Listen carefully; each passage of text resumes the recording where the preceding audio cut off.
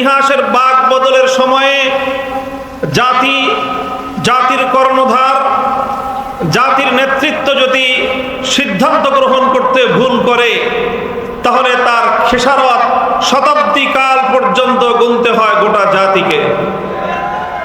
তাই আজ আমি ইতিহাসের এই ঐতিহাসিক বাঁক বদলের মুহূর্তে আমি আমার দৃষ্টিতে বর্তমান এই বাংলাদেশের শ্রেষ্ঠ সন্তানদেরকে লক্ষ্য করে আমি বলতে চাই এবং অত্যন্ত আস্থার সাথে বলতে চাই, যদি আমরা এই সময়ে আমাদের সঠিক কর্মপন্থা অবলম্বন করতে সক্ষম হই, নেতৃত্বের হাল যদি আমরা শক্ত হাতে ধারণ করতে সক্ষম হই, আগামীর বাংলাদেশ হবে ইসলামের বাংলাদেশ, আগামীর বাংলাদেশ হবে সিরাতুন নবীর বাংলাদেশ, আগামীর বাংলাদেশ হবে ইনশাআল্লাহ আল্লাহর নবীর আনিত রাজনৈতিক বন্দোবস্ত খেলাফতের বাংলাদেশ।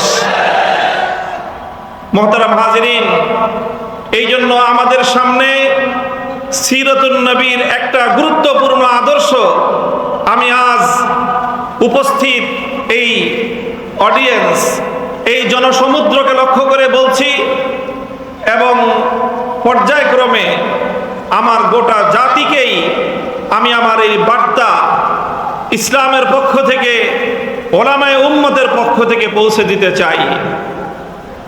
নবী আকরাম সাল্লাল্লাহু আলাইহি ওয়াসাল্লামের সিরাতের একটা গুরুত্বপূর্ণ শিক্ষা, গুরুত্বপূর্ণ একটা আদর্শ আমি যেই হাদিসের অংশ বিশেষ পাঠ করেছি, এই হাদিস থেকে কিছুটা বুঝে আসে এবং নবীজির নবুয়ত লাভ থেকে শুরু করে আল্লাহর পয়গম্বরের ওয়াফাতুন নবী পর্যন্ত, বেসাতুন নবী থেকে ওয়াফাতুন নবী পর্যন্ত 23 বছরের এই সুদীর্ঘ জীবনে নবীজির অনুসৃত একটি গুরুত্বপূর্ণ নীতিমালা যেটা আমি আলোচনা করছি, সেটা হলো এই: আল্লাহর নবী এসেছিলেন আমরা জানি এমন এক সময়ে, যেই সময়কে ইতিহাসে আইয়ামে জাহিলিয়াত বলা হয়ে থাকে, বর্বরতার যুগ বলা হয়, অন্ধকারের যুগ বলা হয়।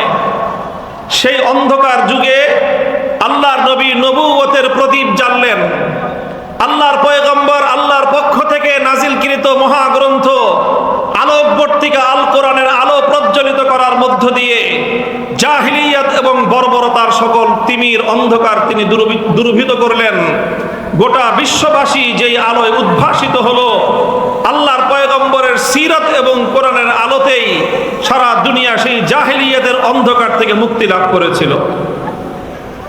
নবী করিম সাল্লাল্লাহু আলাইহি ওয়াসাল্লাম জাহিলিয়াতকে পরিবর্তন করেছেন, জাহিলিয়াতের সকল অন্ধকারকে দূরীভূত করেছেন, জাহিলিয়াতের সকল বর্বরতাকে আল্লাহর পয়গম্বর তিনি উৎখাত করেছেন এবং জাহিলিয়াতের যত অসভ্যতা, যত অশ্লীলতা, যত পাপাচার, যত অমানবিকতাকে নবী আকরাম সাল্লাল্লাহু আলাইহি ওয়াসাল্লাম অত্যন্ত কঠোরভাবে তিনি দমন করেছেন।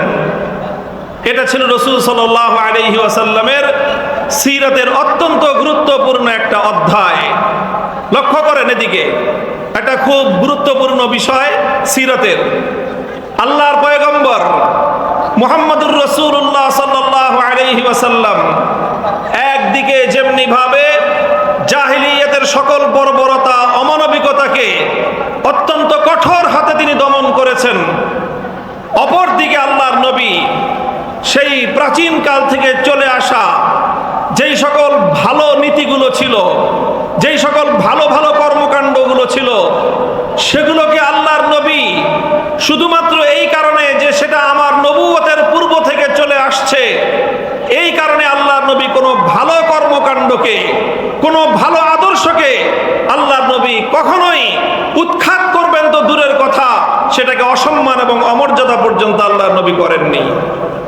তাহলে আমরা দেখতে পাই নবীজির সিরাতের গুরুত্বপূর্ণ একটা অধ্যায় হলো যে আল্লাহর নবী প্রাচীন কাল থেকে চলে আসা প্রতিটি ভালো আদর্শকে তিনি শক্তিশালীভাবে সমাজে প্রতিষ্ঠিত করেছেন, কিন্তু প্রাচীনকালের প্রতিটি অসভ্যতা, বর্বরতা এবং অমানবিকতাকে আল্লাহর নবী নিজে তার সকল শক্তি দিয়ে তিনি উৎখাত করেছেন।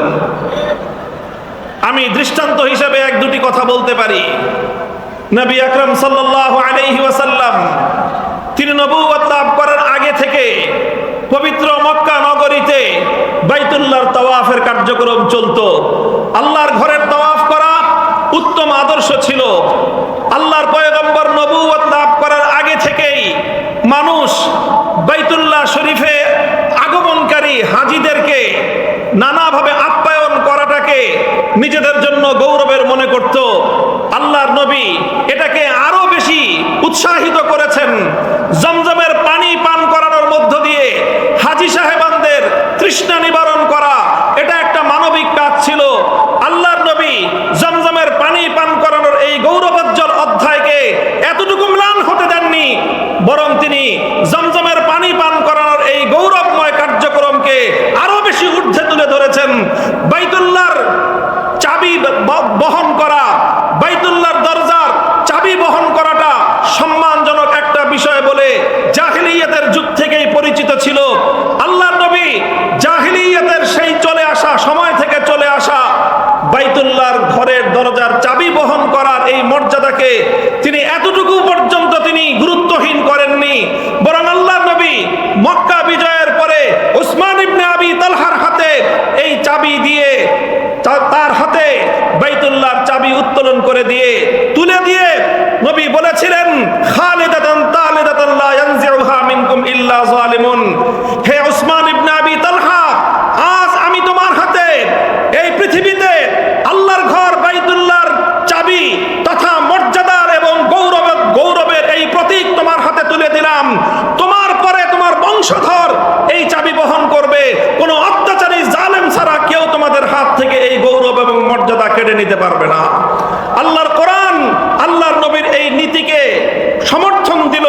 আল্লাহর কোরআন আল্লাহর নবীর এই নীতিকে সমর্থন দিল শুধু নয়, বরং এই নীতিকে আরো মজবুত করে বিশ্ববাসীর সামনে আল্লাহর নবীর এই অনুসৃত আদর্শকে অনুসরণীয় হিসেবে তুলে ধরে আল্লাহ কোরআনের আয়াত নাজিল করলেন, ইন্নাল্লাহা ইয়া'মুরুকুম আন তু'আদ্দুল আমানাতি ইলা আহলিহা। আল্লাহ পাক রব্বুল আলামিন প্রতিটি আমানত যার যার প্রাপ্য যেটা সেটা তাকে বুঝিয়ে দেওয়াটাই এটা আল্লাহ পাকের নির্দেশ। আল্লাহর নবী জমজমের পানি পান করার দায়িত্ব পূর্ববর্তী দায়িত্বশীলের হাতে তুলে দিয়েছেন। আল্লাহ পাক বললেন, এটাই আপনি সঠিক কাজ করেছেন। আল্লাহর নবী বাইতুল্লাহর চাবি পূর্ববর্তী সে ওসমান ইবনে আবি তালহার হাতে তুলে দিলেন। আল্লাহর নবী বললেন, আল্লাহ বললেন যে এটাই আপনি সঠিক করেছেন। ভালো কাজগুলোকে সমাজের মধ্যে বাঁচিয়ে রাখতে হবে। জাহিলিয়াতের যুগ থেকে ভালো কাজ ছিল বলে, সেটা জাহিলি যুগের লোকেরা ভালো কাজটা করত বলে সেই ভালো কাজকে ইসলাম কোনোদিন অসম্মান করে নাই, অমর্যাদা করে নাই। কোনো ভালোকে কোনোদিন ইসলাম দাফন করে না, বরং প্রতিটি ভালোকে ইসলাম উৎসাহিত করে। এটাই সিরাতুন নবী। ভালোকে উৎসাহিত করেছেন। পূর্ব যুগ থেকে চলে আসা প্রতিটি উত্তম কার্যকলাপকে আল্লাহর নবী শক্তিশালী করেছেন, বরং আল্লাহর কোরআন আয়াত নাজিল করে সেটাকে মানুষের মধ্যে আরো উজ্জীবিত করেছে। এটা হলো সিরাতুন নবীর একটা দিক। ঠিক তার বিপরীতে যে সকল অন্যায়গুলো ছিল, যে সকল খারাপ কাজগুলো ছিল, যেখানেই থাকুক না কেন, সেটা হোক সেটা নিজের পরিবারের মধ্যে, হোক সেটা নিজের আপনজনদের মধ্যে, হোক সেটা নিজের ভাইয়ের মধ্যে, হোক সেটা নিজের চাচার জীবনে, প্রতিটি বর্বরতা, প্রতিটি অন্যায়, প্রতিটি জুলুম শেকড় সূত্র আল্লাহর নবী উপড়ে ফেলেছেন। রাসূল আকরাম সাল্লাল্লাহু আলাইহি ওয়াসাল্লাম যেদিন মদিনা স্টেট ঘোষণা করলেন, ইসলামী রাষ্ট্রের বুনিয়াদ কায়েম করলেন, আল্লাহর নবী ঘোষণা দিলেন, আলা ইন্না রিবাল জাহিলিয়াতি মাওযুউন তাহতা কাদামাইয়া, আলা ইন্না দিমাল জাহিলিয়াতি মাওযুউন তাহতা কাদামাইয়া, ওয়া ইন্না আউওয়ালা রিবান আদাউহু রিবাল আব্বাস ইবনে আব্দুল মুত্তালিব। নবীজি বললেন, জাহিলিয়াতের যুগ থেকে সুদ নামক এক ভয়াবহ মানুষের রক্ত চোষা এক অর্থনৈতিক কার্যকলাপ এবং রীতিনীতি পরিচালিত হয়ে আসছে। সুদের মতো মানুষের, গরিবের রক্ত চোষণকারী এই বর্বর রীতি একটি সভ্য সমাজে চলতে পারে না। নবীজি বললেন, সুতরাং আজ আমি মুহাম্মদ আরবি ঘোষণা করছি, জাহিলিয়াতের যুগ থেকে চলে আসা সকল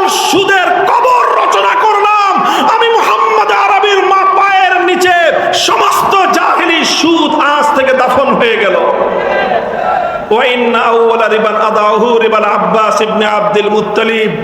ইতিহাসের স্মরণীয় বাণী, নবীজি সর্বপ্রথম সেই সুদ মওকুফ করার কার্যক্রম অভিযান শুরু করলেন আরেকজনের ঘাড়ের উপর দিয়ে নয়, বরং নিজের ঘরের ভিতর থেকে।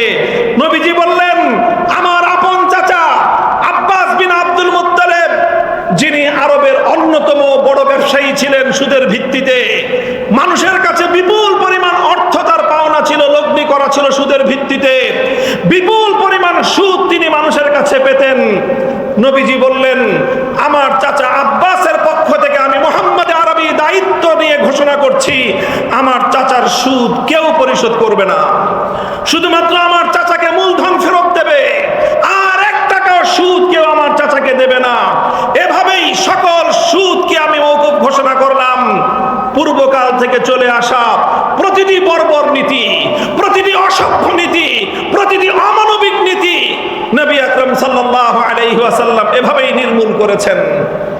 মুহতারাম হাজিরিন, তাহলে পূর্বের যুগ থেকে চলে আসা ভালো কাজগুলো সামনের দিনে অব্যাহত থাকবে।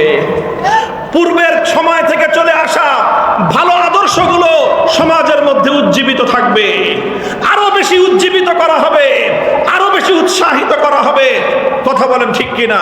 কিন্তু শুধু চলে আসছে বাপদাদার যুগ থেকে, পূর্বপুরুষদের যুগ থেকে চলে আসছে এই অজুহাতে কোনো অসভ্যতা, কোনো বর্বরতা, কোনো অমানবিকতাকে মুসলিম সমাজ, মুহাম্মদুর রাসূলুল্লাহ সাল্লাল্লাহু আলাইহি ওয়াসাল্লামের অনুসারী সমাজ তারা এক মুহূর্তের জন্য বরদাস্ত করতে পারে না।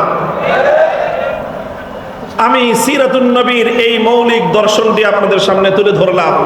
আমি আশা করি আপনারা এই বিষয়টি হৃদয়ঙ্গম করবেন এবং এই বিষয়ে আপনারা যদি অধিকতর পড়াশোনা করেন, দীর্ঘ তালিকা পাবেন যে আল্লাহর নবী জাহেলিয়াতের যুগের কি কি কুপ্রথা তিনি শক্ত হাতে দমন করেছেন, আবার পূর্বের যুগ থেকে চলে আসা ভালো রীতিনীতিগুলোকে তিনি কিভাবে প্রমোট করেছেন, কিভাবে তিনি সেগুলোকে সমর্থন দিয়েছেন, শক্তি জুগিয়েছেন। আপনারা তার সুদীর্ঘ তালিকা পেয়ে যাবেন। আমি শুধুমাত্র দৃষ্টান্ত হিসেবে 2টি দৃষ্টান্ত উপস্থাপন করলাম এই কথা বোঝাবার জন্য যে আজ আমরা বাংলাদেশে ওই রকম ইতিহাসের এক বাক বদলের মুহূর্তে আমরা অবস্থান করছি। আমাদেরও নীতি হবে সেটাই। সিরাতুন নবীর মঞ্চ থেকে বলতে চাই, আল্লাহর পয়গম্বরের আদর্শ থেকে, সিরাতুন নবী থেকে আমরাও এটাই ধারণ করব। 24 জুলাই এবং আগস্ট বিপ্লবের মধ্য দিয়ে যে নতুন বাংলাদেশের যাত্রা শুরু হয়েছে, সেই বাংলাদেশে পূর্বের সময় থেকে চলে আসা প্রতিটি কল্যাণ, প্রতিটি ভালো এবং প্রতিটি উত্তম আদর্শকে আরো বেশি লালন করা হবে, উজ্জীবিত করা হবে।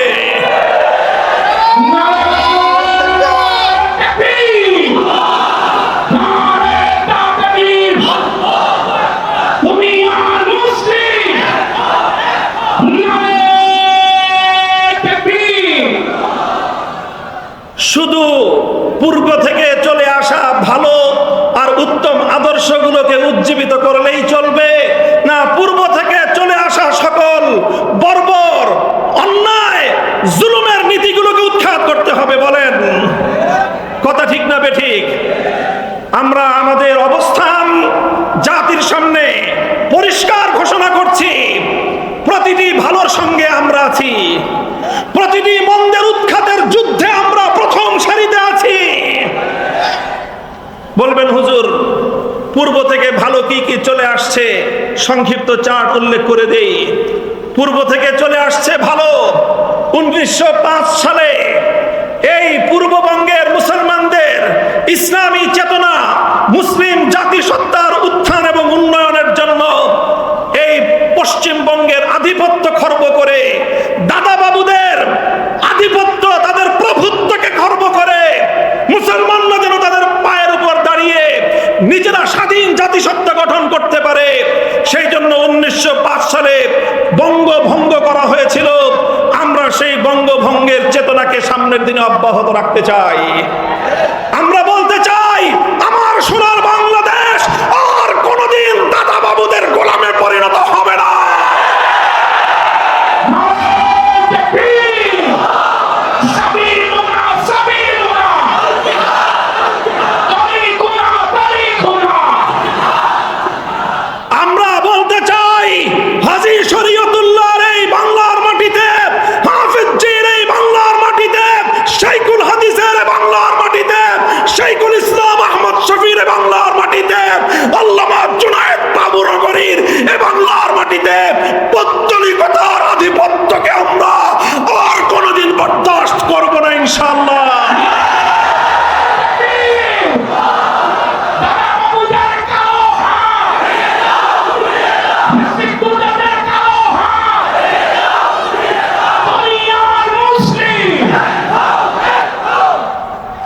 সেটা হলো 1905 সালে যে কল্যাণের ধারার সূচনা হয়েছিল,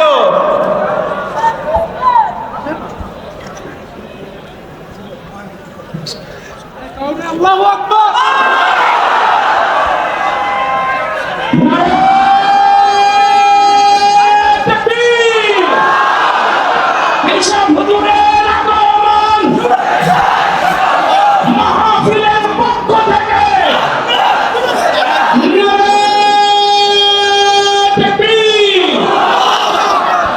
তাহলে আমাদের পূর্বপুরুষরা যেভাবে একটি স্বাধীন মুসলিম জাতিসত্তার উত্থানের লক্ষ্যে কলকাতার দাদা বাবুদের আধিপত্যকে খর্ব করার জন্য সংগ্রাম করে, লড়াই করে এই পূর্ববঙ্গের মুসলমানদের উত্থানের জন্য যেই কল্যাণের ধারা সূচনা করেছিলেন, আগামী দিনেও সেই ধারা আরো শক্তিশালী হবে। তাই বাংলার মুসলমানেরা বঙ্গভঙ্গ রদ করার জন্য সাম্প্রদায়িক অপশক্তির মূল হোতা রবীন্দ্রনাথ ঠাকুরদের মতো সাম্প্রদায়িক এই সকল অপশক্তির গুণকীর্তন বাংলাদেশের মানুষ ভালো চোখে দেখবে না।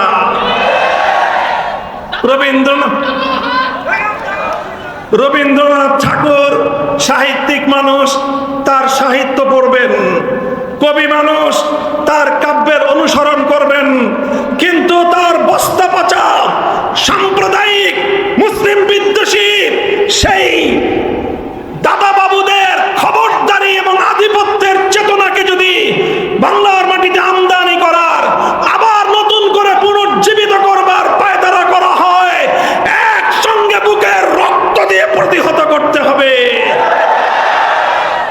এক নম্বর কথা, 1905 সালের বঙ্গভঙ্গের সেই চেতনাকে আবার আগামীর বাংলাদেশে পুনর্জীবিত রাখতে হবে। 1947 সালে ভারতবর্ষ থেকে ব্রিটিশদেরকে বিতাড়িত করে আমাদের পূর্বপুরুষগণ এই মাটিকে স্বাধীন এবং মুক্ত করেছিল। সেই মুক্ত স্বাধীন মাটিতে সর্বপ্রথম ব্রিটিশ বিতাড়নের বিজয়ের ওই শুভক্ষণে ব্রিটিশ বিরোধী 190 বছরের স্বাধিকার আন্দোলনের বিজয়ের উদযাপনের সময় স্বাধীনতার পতাকা উত্তোলন করেছিলেন আমাদের পূর্বপুরুষ, আমার দাদা ওস্তাদ আল্লামা জাফর আহমদ ওসমানী রহমতুল্লাহ আলাইহি। কাজী আলেম সমাজ যেভাবে 190 বছর পর্যন্ত ব্রিটিশের বিরুদ্ধে, আধিপত্যবাদী শক্তির বিরুদ্ধে লড়াই করে যেই জাতিসত্তা গঠন করে দিয়ে গিয়েছেন, যে আমানত আমাদের কাছে রেখে গিয়েছেন পূর্বপুরুষদের পক্ষ থেকে প্রদত্ত, সেই আমানতকে রক্ষা করার জন্য জান কোরবান করতে হবে, জানের বাজি লাগাতে হবে। হ্যাঁ, প্রস্তুত থাকবো তো? 1905 সালের চেতনা উজ্জীবিত থাকবে, 1947 সাল উজ্জীবিত থাকবে, 1971 সালে জালিমের বিরুদ্ধে মজলুমের গর্জে ওঠা হাতিয়ারের চেতনাও আগামী বাংলার মাটিতে পুনর্জীবিত থাকবে, উজ্জীবিত থাকবে ইনশাআল্লাহ। 71-এর চেতনা জালিমের বিরুদ্ধে মজলুমের লড়াই, 71-এর চেতনা বৈষম্যের বিরুদ্ধে লড়াই, 71-এর চেতনা সমস্ত আম্বিয়া কেরামের আগমনের যে মৌলিক চেতনা ছিল, সেটা হলো দুনিয়া থেকে সকল জুলুম এবং বেইনসাফি, সকল বৈষম্যকে উৎখাত করে ইনসাফ কায়েম করা, সেটাই ছিল 71-এর চেতনা। কাজে আগামীর বাংলাদেশ বিনির্মাণে অন্যতম মৌলিক বুনিয়াদ হবে 71-এর চেতনা। তবে 71-এর পরে নতুন গজিয়ে ওঠার এক চেতনার নাম 72-এর চেতনা। এই 72-এর চেতনার অর্থ হলো 7 কোটি বাঙালি মানুষের লড়াই এবং মুক্তি সংগ্রামের মধ্য দিয়ে শত সহস্র শহীদের বুকের রক্ত দিয়ে অর্জিত 9 মাসের মহান মুক্তির সংগ্রামকে ভারতীয় দাদা বাবুদের চরণ তলে বলি দেওয়ার চেতনার নাম 72-এর চেতনা। লম্বা ইতিহাস বলবো না, সেই 72-এর চেতনাকেই প্রতিনিধিত্ব করে 72-এর সংবিধান, যে সংবিধানের মাধ্যমে মুক্তিযুদ্ধকে হত্যা করা হয়েছে, যে সংবিধানের মাধ্যমে বাংলাদেশের স্বাধীনতাকে ভারতের চরম তলে বলি দেওয়া হয়েছে। আগামীর বাংলাদেশ ৭২-এর চেতনার মাধ্যমে ৭১-এর চেতনাকে হত্যা করার ষড়যন্ত্রকে প্রতিহত করবে ইনশাআল্লাহ। সুতরাং ৭২-এর ভারতীয় আধিপত্যবাদের চেতনা বাংলাদেশে আর চলতে দেওয়া যাবে না। কথা পরিষ্কার। এরপরে সর্বশেষ ২০১৩ সাল থেকে ২০২৪ সাল